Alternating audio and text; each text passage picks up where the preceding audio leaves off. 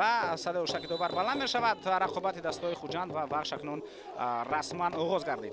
توجه میکنیم به هیئت دسته خوجند دوستان عزیز. نظیر دوباران در این رقابت این توجه کنیم به این هجوم ضربه به طرف دروازه و در خریف اینجا در کنار توپ را میگیرد ارسال به داخل جریمه گاه و جهانگیر ارگاشف کوشش کرد برای گرفتن توپ. نوبتی نیکولا اسکیچ مبارزه و ضربه و دروازه‌بان برمیگرداند این ضربه را و دان محمد سیروش استروروف بکتال و یاورسکی امکانیت است سرگئی تسکانیان و این وضعیت خیلی خوفناک بود. حالا بازیگر مذکور پرتاب طویل با طرف سرگئی تسکانیان توپ را قبول میکند پاس خیلی خوب امکانیت ضربه و دروازه‌بان بسیار هم سیویولی میکند.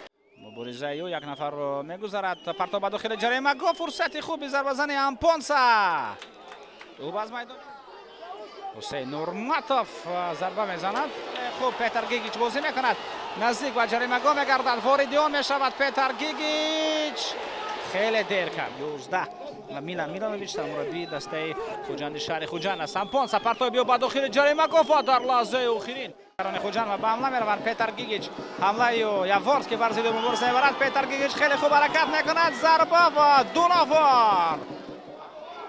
حالا نوبتی پاس خوب امکانیت است برای دوام دادن هجوم ولی این پاس رو به جان شامبوزاده درست‌تر رسانیده نتوانست. حالا نوبتی پرتاب با داخل جریمه گاه فرصت خیلی خوب و مبارزه برد نوردین همراخلوف. دو بازی دیگر با بخت این دسته جنباز شدن. ضربه به طرف دروازه بان توپ را میگیرد. استقلال 2-0 وقت شکست داد و رست میرساند. فیروز خریف ارسال به داخل جریمه گاه امکانیت خیلی خوب ضربه هجوم پاس درست و دقیق امکانیت است.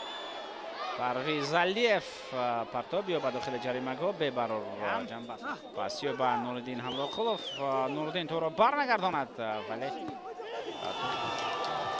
پرتابی به داخل جریمه گاه توپ از میدان بیرون بود.